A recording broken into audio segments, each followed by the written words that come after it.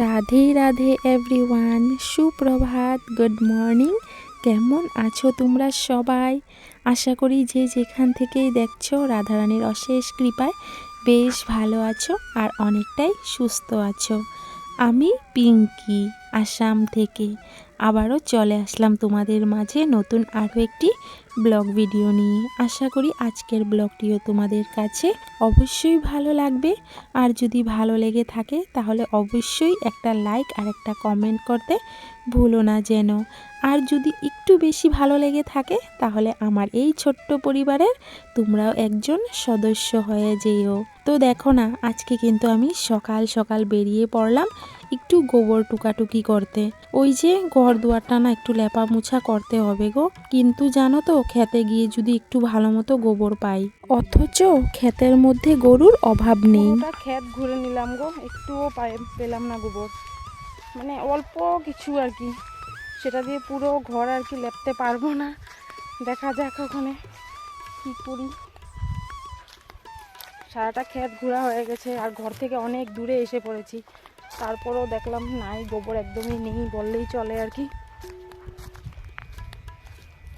এই দেখো না, মাত্র 2 লেদা পেয়েছি, একদম বালতির তলে পড়ে আছে গোবর। কিন্তু কি করব বলো, উপায় নেই।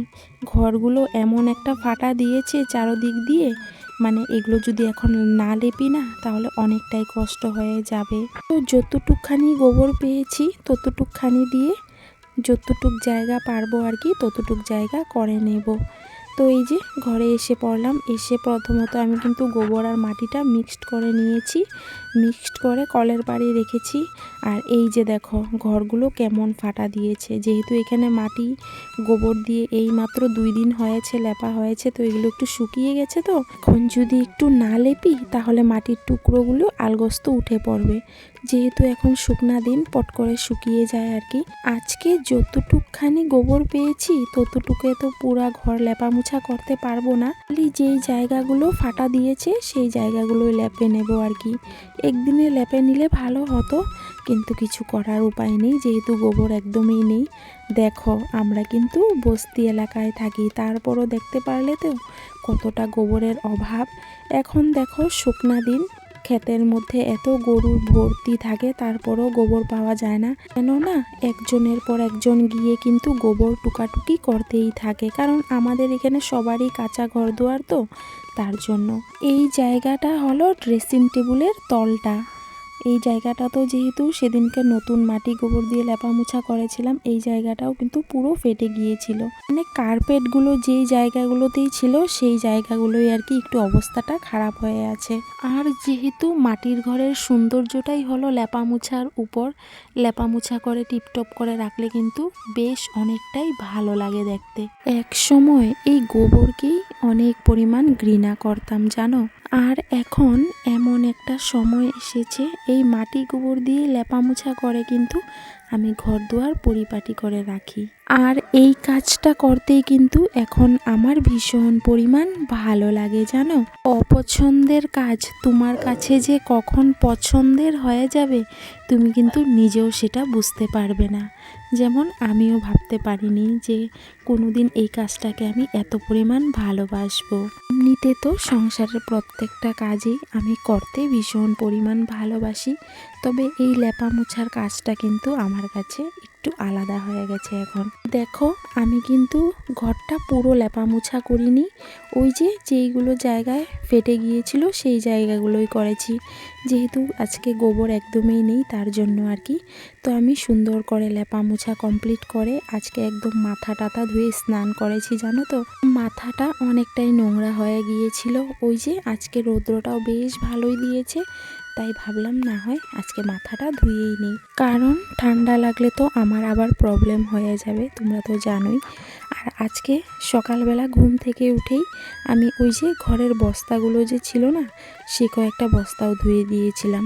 বস্তাগুলো না অনেকটাই মাটি মাটি হয়ে গিয়েছিল, আর সকাল সকাল ধুয়ে দেওয়ার কারণটা হলো যাতে সারাদিনে শুকিয়ে যায়, কারণ ঘরে গিয়ে ওই একটু পা মুছে যদি বিছানায় না উঠি ভালো লাগে না। আর মাটির ঘর তো পট করে পায়ের মধ্যে মাটি লেগে যায়, আর বিছানা পাটিতে উঠলে নোংরা হয়ে যায়, তার জন্য আর কি সকাল সকাল ধুয়ে দিয়েছি। দিয়েছিলাম।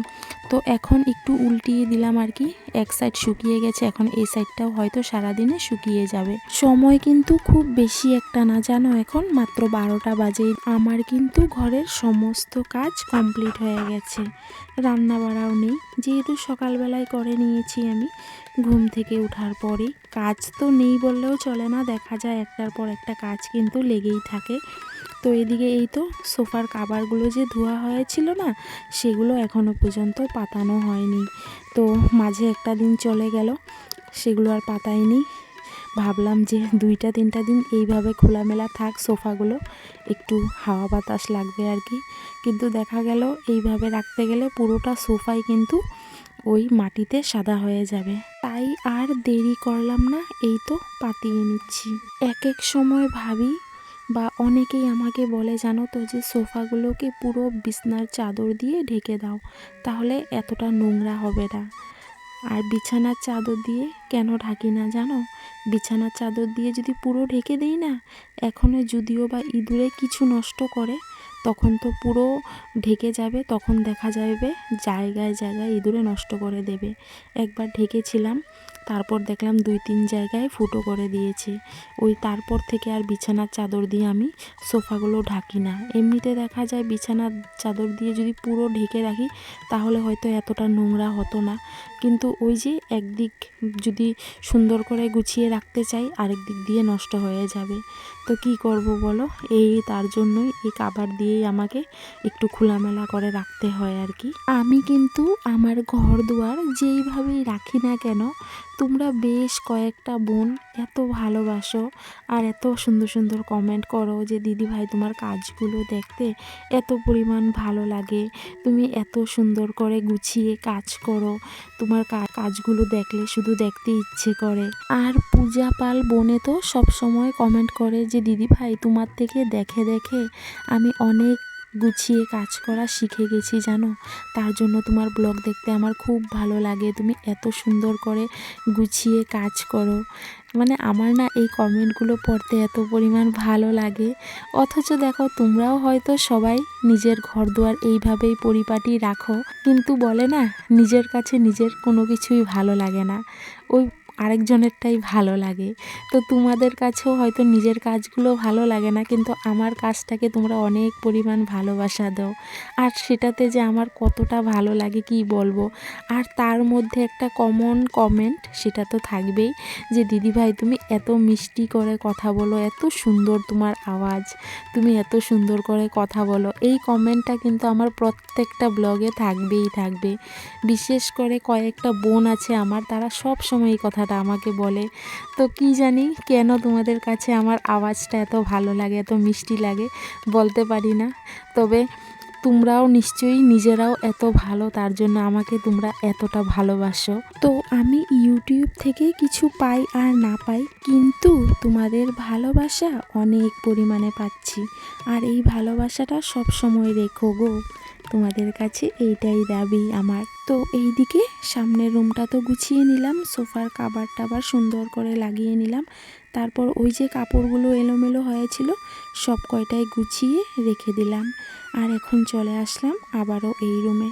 তো আজকে লেপা মোছা করতে গিয়ে জানো তো একটা ঘটনা হয়ে গেছে, আমার হাতের মধ্যে না প্যাক লেগে গিয়েছিল, মানে একদম উপরে কান্ধাটার মধ্যে। আর আমি যেহেতু নিচে বসে লেপা মোছা করছিলাম, উঠতে গিয়ে হাতটা আমার বিছানার মধ্যে লেগে গিয়েছিল।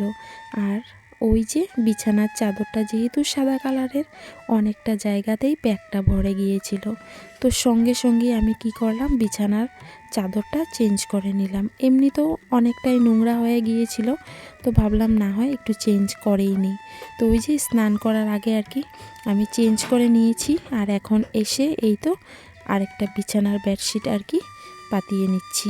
এক এক সময় কিন্তু কাম করতে গিয়ে কুকাম হয়েই যায়, নিজেও বুঝতে পারি না, ঠিক না?